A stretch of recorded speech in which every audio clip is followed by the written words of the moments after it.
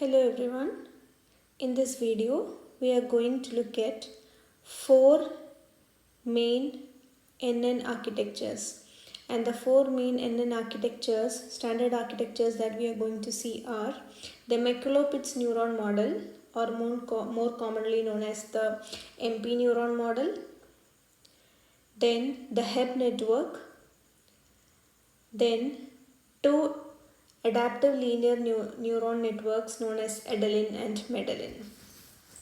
So first let's start with the McCulloch-Pitts neuron model. So this figure represents the architecture of the MP neuron model. So we have already learned the classification, the standard classifications, and have learned that you have single layer feed forward structure as well as multi-layer feed forward structure. So let's see what type of architecture this is. This is going to be a single layer feed forward because you have one input layer named as X and then you have a single output neuron marked as Y. So as we can see, the input layer is having n plus m number of neurons because as we can see there is X1, X2 and the last neuron is named as Xn plus m, which means there are n plus m neurons in the input layer and you have a single neuron in the output layer. Now look at now let's see why this demarcation of n plus m neurons. Now in this n plus m neurons, there is a difference in this first n neurons and the last m neurons. Please have a look at the weights. In the standard architecture, we studied that generally we have a representation of 1 here and a y here. If it was y1, y2, we would have marked the weight as w11, right? But since there is only a single neuron, still this should have been w1, w2, w3, etc.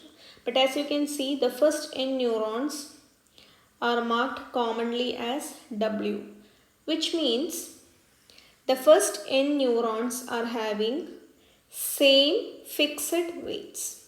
Okay, and now similarly the rest m neurons, that is from x of n plus 1 up to x of n plus m, which means these m neurons, as you can see, are having again a fixed weight and it is represented as minus p, which means the first n neurons are having positive weights and the m number of neurons at the end are having a negative weights. Okay, and this is clearly a single layer feed forward structure.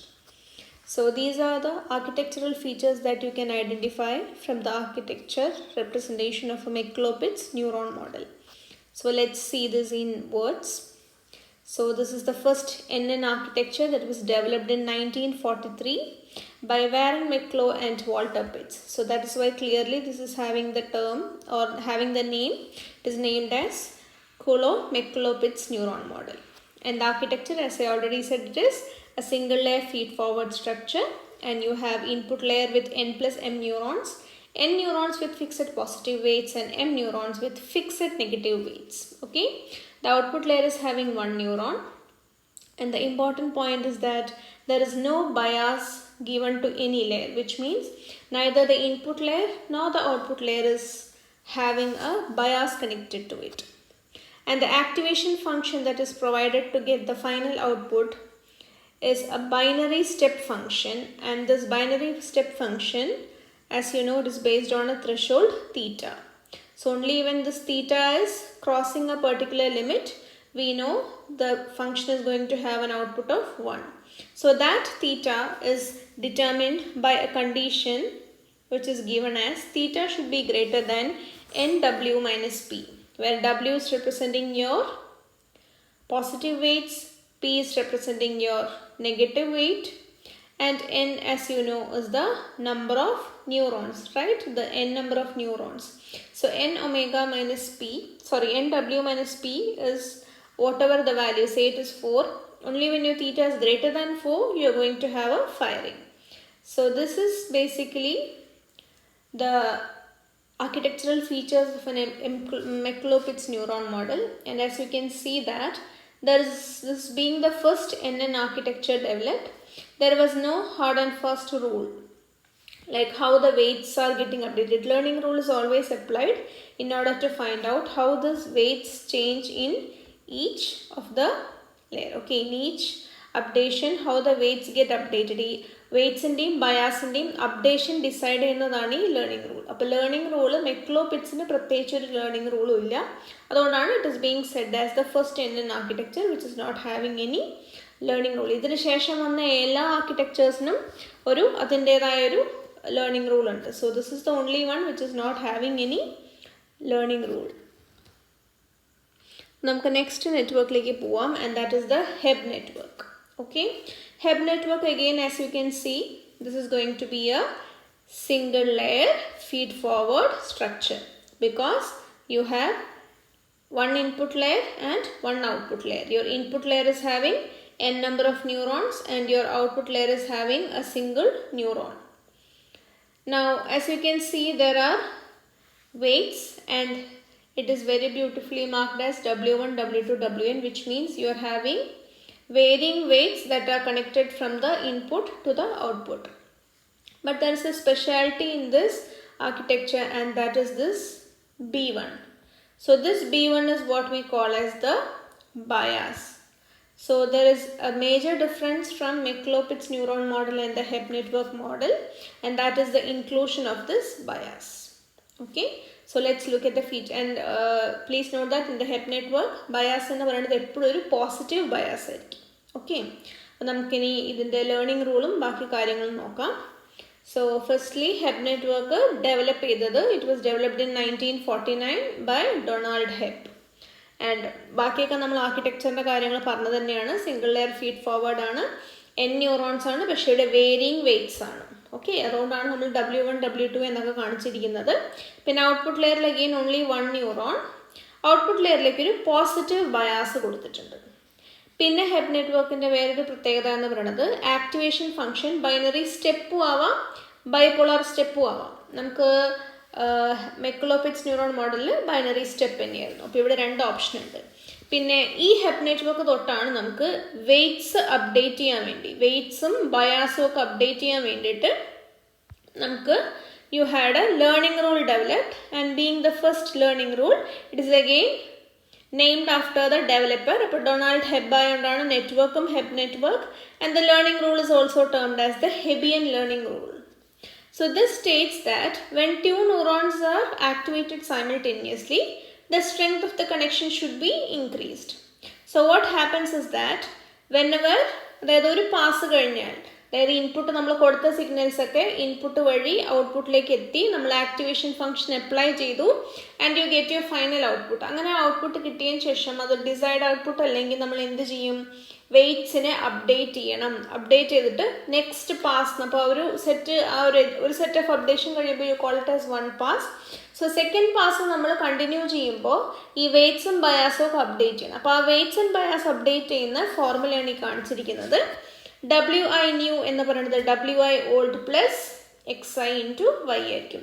Same thing is applicable four bias as well കേട്ടോ. അപ്പോൾ നമ്മുടെ new bias എന്ന് പറയുന്നത് എന്തായിരിക്കും, old bias plus XI/Y ആയിരിക്കും കേട്ടോ. So this is the Hebb network and its features. നമുക്ക് next വരുന്നത് നമ്മുടെ അഡാപ്റ്റീവ് ലീനിയർ ന്യൂറോൺസ് ആണ്. സോ അതാണ് ഈ ടേം കാണിച്ചിരിക്കുന്നതെന്ന് ശ്രദ്ധിച്ചോളൂ. എഡലിൻ എന്ന് പറയുന്നതിൽ ADA, the first ADA stands for adaptive, LI represents linear, and NA is for neuron. So adaptive linear neuron എന്നുള്ളതിനാണ് നമ്മൾ എഡലിൻ എന്നൊരു പേര് കൊടുത്തിരിക്കുന്നത്. Okay, again as you can see നമുക്കൊരു purely single layer feed forward structure ആണ്. പിന്നെ ഇവിടെ ഈ adaptive എന്നുള്ളൊരു ടേമിനെ ഒന്ന് ശരിക്കും പറയാൻ വേണ്ടിയിട്ടാണ് ഈ ഒരു മോഡലിൽ നമ്മൾ ഇതിൻ്റെ ആർക്കിടെക്ചർ റെപ്രസെൻ്റ് ചെയ്തിരിക്കുന്നത്. സോ ഫസ്റ്റ് നമുക്ക് ഈ ഭാഗങ്ങൾ നോക്കാം. U have n number of neurons in the input layer which is going to the layer. എല്ലാത്തിനും W1, W2, W3 എന്ന് പറഞ്ഞ് WN വരെ കാണിച്ചിട്ടുണ്ട്. സിഗ്മ വൈൻ്റെ എടുത്തു, അതായത് സിഗ്മ WI(xi) ചെയ്തു. That gives you your net input, and that net input you apply an activation function to get your output neuron. Okay, അപ്പോൾ ഇവിടെ സൂപ്പർവൈസ്ഡ് ലേണിംഗ് മോഡലാണ് അപ്ലൈ ചെയ്തതെന്ന് കാണിക്കാൻ വേണ്ടിയിട്ടാണ് ഈ നെറ്റ് വൈനെ നമ്മുടെ ടാർഗറ്റ് ഔട്ട്പുട്ടുമായിട്ട് കമ്പയർ ചെയ്തിട്ട് error signal is being generated, and according to this error signal changes are made in your weights and bias. B കണ്ടാൽ അപ്പോൾ മനസ്സിലാക്കിക്കൊള്ളണം ബയാസ് ആണ്. So as you can see a bias is given to your layer. So ഈ ഒരു adaptive technique ഉപയോഗിച്ചിട്ട് there is some amount of updation that is happening. So again this network is going to have some learning rule. Okay, അപ്പോൾ learning rule എന്താണെന്നുള്ളത് നമുക്ക് നോക്കാം. So first പറഞ്ഞ പോലെ അതിൻ്റെ എക്സ്പാൻഷൻ അഡാപ്റ്റീവ് ലീനിയർ ന്യൂറോൺ ആണ്. 1960 develop ചെയ്തത് professor Bernard Widrow and Ted Hoff. So ഈ രണ്ട് ഡെവലപ്പേഴ്സിൻ്റെ പേരിലാണ് ഇതിൻ്റെ റൂള് വരുന്നത്. So as you can see it is known as the Widrow Hoff rule, delta rule. മൂന്ന് പേരുകളുണ്ട്: Widrow Hoff rule, delta rule, or it is also known as the LMS rule. വേറെ LMS stands for മാത്തമാറ്റിക്കലി പറയുന്ന പോലെ തന്നെ least mean square റൂളാണ്. Okay, so input ലെയറിന് നമുക്ക് N ന്യൂറോൺസ് ഉണ്ട്, ഔട്ട്പുട്ട് ലെയറിന് 1 ന്യൂറോൺ ഉണ്ട്. ബയാസ് നമുക്ക് ഹെബ് നെറ്റ്വർക്ക് പോലെ കണ്ടീഷൻസ് ഒന്നുമില്ല. ഹെബിൽ നമുക്ക് ഔട്ട്പുട്ട് ലെയറിലേക്ക് പോസിറ്റീവ് ബയാസ് തന്നെയാണ്. മെക്ലോപിറ്റ്സിൽ ഞാൻ വീണ്ടും റിപ്പീറ്റ് ചെയ്യുന്നു, ബയാസ് ഒന്നുമില്ല. എഡലിൻ നെറ്റ്വർക്ക് ആകുമ്പോൾ നമ്മുടെ ബയാസിന് എന്താണ് പ്രത്യേകത? പോസിറ്റീവ് ബയാസ് തന്നെ ആവണമെന്നില്ല. It can be positive or negative bias. ഇനി ആക്ടിവേഷൻ ഫംഗ്ഷൻ ഇവിടെ ബൈപോളാർ സ്റ്റെപ്പ് ഫംഗ്ഷൻ ആണ്.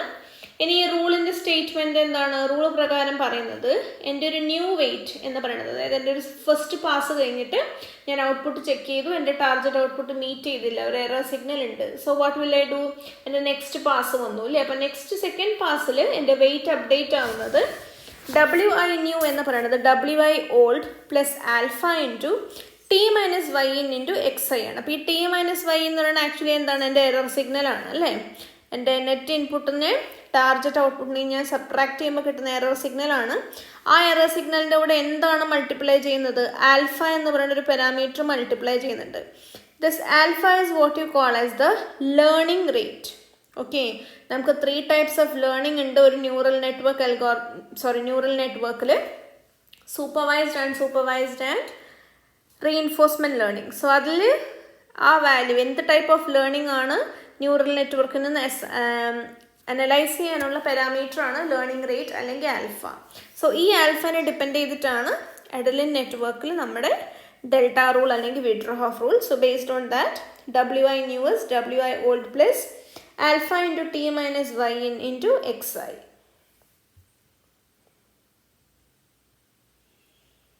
Now finally we have the Medellin structure. നമ്മൾ എഡലിൻ എന്താണെന്ന് പഠിച്ചു അല്ലേ? എഡലിൻ എന്ന് പറയുന്നത് അഡാപ്റ്റീവ് ലീനിയർ ന്യൂറോൺ ആണ്. So what do you think is going to be Madaline? Madaline എന്ന് പറയുന്നത് മൾട്ടിപ്പിൾ എഡലിൻ ആയിരിക്കും. Okay, so this is basically multiple Adaline ആണ്. അപ്പോൾ മൾട്ടിപ്പിൾ എഡലിൻ ആയതുകൊണ്ട് എന്തായിരിക്കും? ദിസ് ഇസ് നമ്മൾ ഇത്രയും പഠിച്ച 3 സ്ട്രക്ചേഴ്സും single layer feed forward networks ആയിരുന്നു അല്ലേ? ഇതുവരെ പഠിച്ച എല്ലാം single layer feed forward structures ആയിരുന്നു.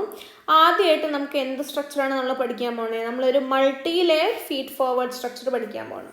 സോ മൾട്ടി ലെയർ എന്ന് പറയുമ്പോൾ തന്നെ ആദ്യം മനസ്സിലാക്കേണ്ടത്, apart from the input and output layer you are going to have a hidden layer. Okay, അപ്പോൾ ആ ഹിഡൻ ലെയറിനാണ് Z എന്ന് റെപ്രസെൻറ്റ് ചെയ്തിരിക്കുന്നത്. ഇൻപുട്ട്, ഇനി ആർക്കിടെക്ചറൽ ഫീച്ചേഴ്സ് നോക്കാം. ഇൻപുട്ട് അഗെയിൻ നോക്കിയേ, you have n number of neurons in the input layer. You have one hidden layer and it is having m number of neurons, and you have a output neuron which is marked as Y. ഇനി നമ്മൾ weights നോക്കാം. Weights നോക്കിയിട്ട് എന്താ മനസ്സിലാവുന്നത്?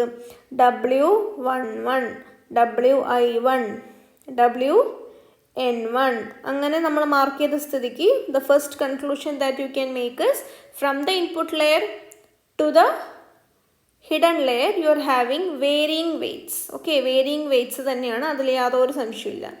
ഇനി ഈ from the hidden to the output ശ്രദ്ധിച്ച് നോക്കൂ. The weights are V1, Vj, Vm, which means they are also varying weights. Fixed അല്ല, ഇവിടെയും varying weights ആണ്. ഇനി നമുക്ക് വേറൊരു കാര്യം ശ്രദ്ധിക്കാനുള്ള എന്താണ്? ബയാസിൻ്റെ കാര്യം.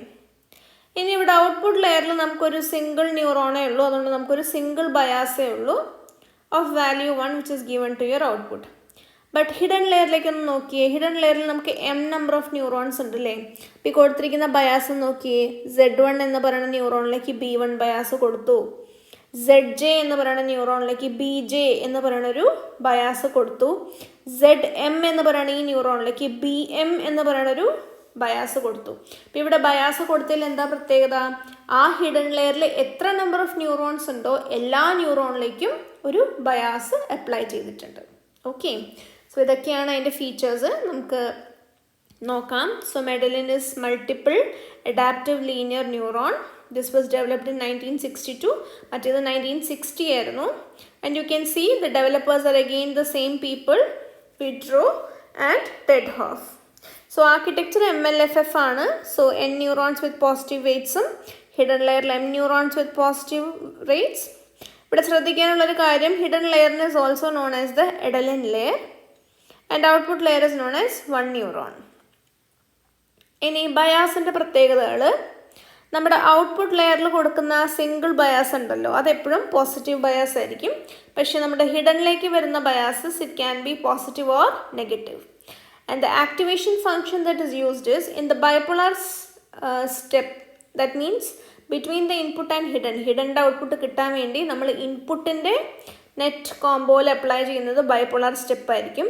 And when you go move from the bipolar to the output layer, അവിടെ നടക്കുന്ന സമ്മേഷനിലേക്ക് അപ്ലൈ ചെയ്യാവുന്ന function will be bipolar sigmoid. Remember, sigmoid function is always used in multi layer networks. Okay, ബാക്കി നമ്മൾ പഠിച്ചതെല്ലാം സിംഗിൾ ലെയറിലാണ്. മൾട്ടി ലെയർ വരണമെങ്കിൽ activation function should be A sigmoidal function. ഇനി നമുക്ക് delta rule already അറിയാം അല്ലേ? വിട്രോഹോഫ് റൂൾ അറിയാം. ആ സെയിം ആൾക്കാർ തന്നെയാണ് അല്ലേ? സെയിം ഡെവലപ്പേഴ്സ് തന്നെയാണ്. സോ ചെയ്തിരിക്കുന്നത് ഒരു ചെറിയൊരു വേരിയേഷൻ ആണ്. So this is again you can call it as the delta rule, LMS rule or Widrow Hoff rule. And the change in equation is that Wi new is equal to Wi old plus alpha into 1 minus Zin into xi. എന്താണ് change? നമ്മൾ എഡലിനിൽ എന്താ ചെയ്തത്? എഡലിനെ നമ്മൾ ചെയ്തത് T minus Y എന്നായിരുന്നു. Where T was our target output and Yin is the net input. ഇവിടെ പകരം ഇതിനെയാണ് നമ്മൾ ആൽഫ വെച്ച് ലേണിംഗ് റേറ്റ് വെച്ച് മൾട്ടിപ്ലൈ ചെയ്തത്. ഇവിടെ എന്താ ചെയ്യുന്നത്? ഇവിടെ പകരം എടുക്കുന്നത് നമ്മൾ 1 മൈനസ് Zin ആണ്. അപ്പോൾ ഈ Zin എന്ന് പറയുന്നത് എന്താണ്? ആക്ച്വലി നമ്മുടെ ഹിഡൻ ലെയറിന് ശേഷം വരുന്ന, അതായത് ഇൻപുട്ട് ലെയർ കഴിഞ്ഞ് ഹിഡൻ കഴിഞ്ഞിട്ടാണ് നമുക്ക് ഔട്ട്പുട്ട് ന്യൂറോൺ അല്ലേ? അപ്പോൾ ഈ ഒരു സ്റ്റേജിലത്തെ നെറ്റ് ഇൻപുട്ടിനെയാണ് നമ്മൾ എന്ത് ചെയ്യുന്നത്? അതാണ് ഇവിടെ കൺസിഡർ ചെയ്തിരിക്കുന്നത്. അപ്പോൾ 1 മൈനസ് Zin ചെയ്തിട്ട് കിട്ടുന്ന വാല്യൂവിനെ വെച്ചിട്ട് എന്ത് വെച്ച് നമ്മൾ മൾട്ടിപ്ലൈ ചെയ്യുന്നത്? ലേണിംഗ് റേറ്റായ ആൽഫ വെച്ച് മൾട്ടിപ്ലൈ ചെയ്യുന്നത്. ഓക്കെ, അപ്പോൾ I hope it is clear. ഈ 4 ആർക്കിടെക്ചേഴ്സും ഇതേപോലെ വൃത്തിയിൽ വരയ്ക്കാനും അതിൻ്റെ ഫീച്ചേഴ്സ് എഴുതാനും പഠിക്കണം. ജനറലി ഇതിൻ്റെ ഒരു കമ്പാരിസൺ എപ്പോഴും ചോദിക്കാറുണ്ട്, അല്ലെങ്കിൽ ഏതെങ്കിലും 2 ആർക്കിടെക്ചേഴ്സ് എടുത്ത് ചോദിക്കാറുണ്ട്. Okay, thank